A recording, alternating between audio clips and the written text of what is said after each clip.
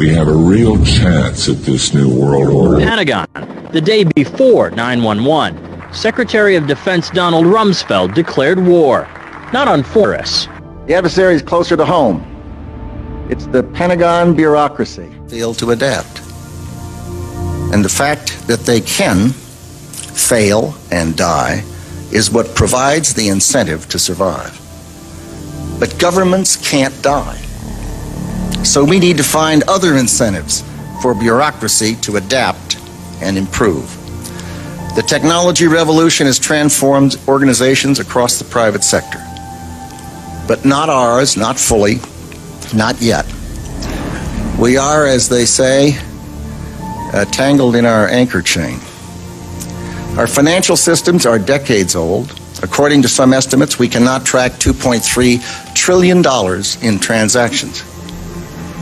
We cannot share information from floor to floor in this building because it's stored on dozens of different technological systems that are inaccessible or incompatible. 2.3 trillion with a T. That's $8,000 for every man, woman, and child in America. To understand how the Pentagon can lose track of trillions, consider the case of one military accountant who tried to find out what happened to a mere 300 million. We know it's gone, but we don't know what they spent it on. Jim Minery, a former Marine turned whistleblower, is risking his job by speaking out for the first time about the millions he noticed were missing from one defense agency's balance sheets. Word, kid. Yes, kid. Boys and girls, sound this word out. Get ready. What word? Steal. Yes, steal. Read these words the fast way. Get ready. Play. Yes, play. Get ready. Must. Yes, must. Let's read these words the fast way without making a mistake. Get ready. Hide. Yes, hide. Get ready. Kick. Yes, kick. Get ready. Steal. Yes, steal. Get ready. Play. Yes, play. Get ready. Must. Yes, must.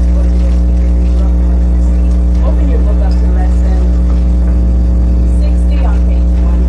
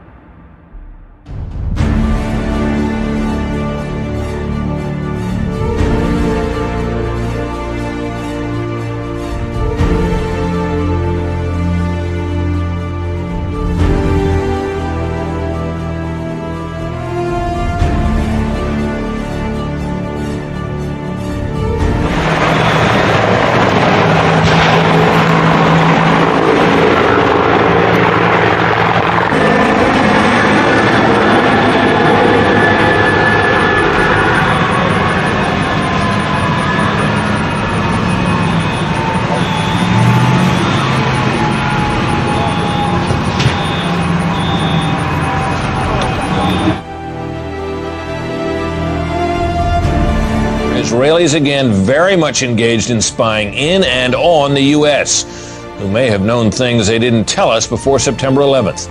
Fox News correspondent Carl Cameron has details in the first of a 4-part series. Since September 11th, more than 60 Israelis have been arrested or detained, either under the new Patriot anti-terrorism law or for immigration violations. A handful of active Israeli military were among those detained, according to investigators, who say some of the detainees also failed polygraph questions when asked about alleged surveillance activities against and in the United States. There is no indication that the Israelis were involved in the 9/11 attacks, but investigators suspect that the Israelis may have gathered intelligence about the attacks in advance and not shared it. A highly placed investigator said there are, quote, tie-ins, but when asked for details, he flatly refused to describe them, saying, quote, evidence linking these Israelis to 9/11 is classified. I cannot tell you about evidence that has been gathered. It's classified information. World Trade Center 7 had always been considered the starting point for rebuilding. Located north of the slurry wall, 7 had been cleared faster than the rest of the site, and there had been no bodies to recover. Pelted by debris when the North Tower collapsed, 7 burned until late afternoon, allowing occupants to evacuate to safety. I remember getting a call from the fire department commander telling me that they were not sure they were going to be able to contain the fire. And I said, you know, we've had such terrible loss of life. Maybe the smartest thing to do is pull it. And they made that decision to pull, and then we watched the building collapse.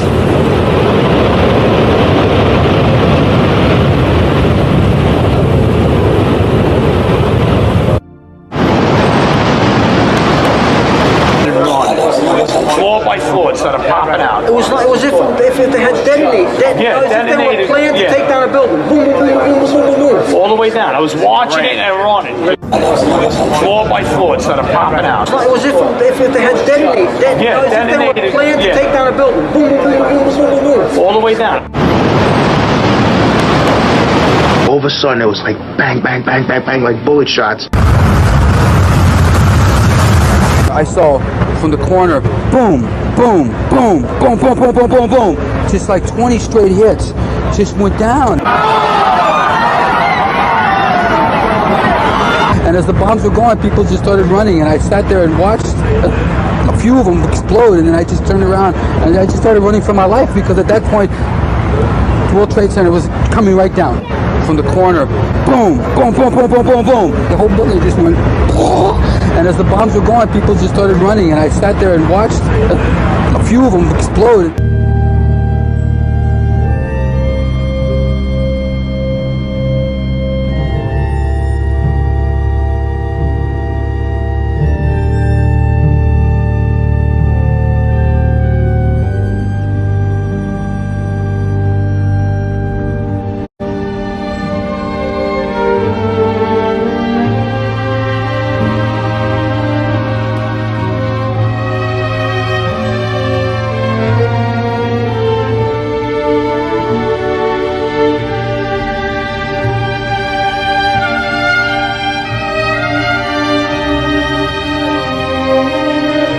The only way that a building can accelerate as it collapses is by having pre-engineered, precisely timed, and precisely placed explosives. 10 days after 9/11, I went through the Pentagon and I saw Secretary Rumsfeld and Deputy Secretary Wolfowitz. I went downstairs just to say hello to some of the people on the Joint Staff who used to work for me, and one of the generals called me in. He said, "Sir, you got to come in and talk to me a second." I said, "Well, you're too busy." He said, "No."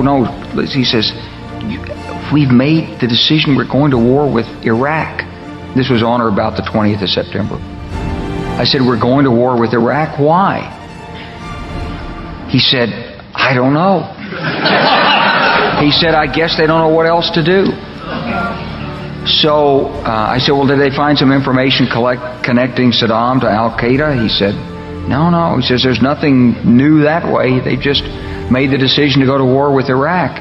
He said, "I guess it's like we don't know what to do about terrorists, but we've got a good military and we can take down governments." And he said, "I guess if the only tool you have is a hammer, every problem has to look like a nail." So I came back to see him a few weeks later, and by that time we were bombing in Afghanistan. I said, "Are we still going to war with Iraq?" And he said, "Oh, it's worse than that."